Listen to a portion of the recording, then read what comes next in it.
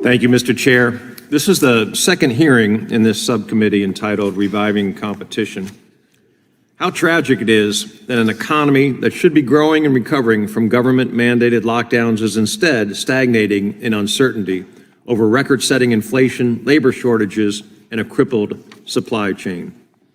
Americans face disastrous economic headwinds, and the Biden administration has doubled down on its failed policies.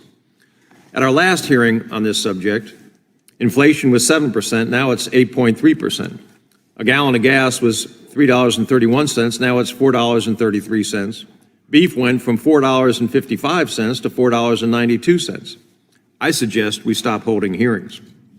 Perhaps most concerning, however, is the shortage in baby formula.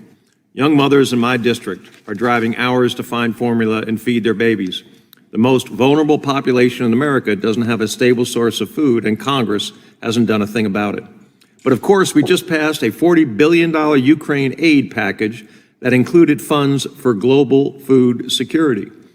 Working families in the United States cannot feed their children, yet we're sending billions of dollars to countries that aren't even impacted by the war in Eastern Europe.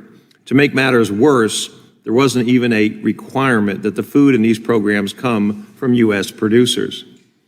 CNN, no friend to Republican talking points, recently tasked a reporter with tracking down baby formula. They used the Biden administration's new highly touted tools. The result? Hours on hold and no clear direction for parents in need to purchase formula.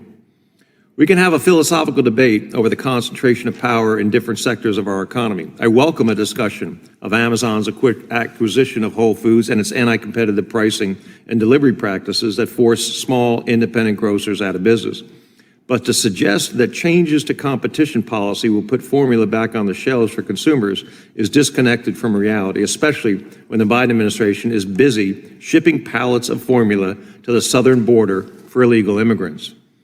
The Biden administration and congressional Democrats need to stop hiding behind scapegoats and finally address the root causes of skyrocketing inflation. Between profligate spending, unabashed union protectionism, and radical environmentalism, it's no wonder how we got here. Since January, the price and availability of goods has gone from an expensive headache to a potentially disastrous shortage of critical products. If this is not addressed, I fear the statistics I'll be reading at the next hearing on this subject will be far worse. Mr. Chair, I yield back.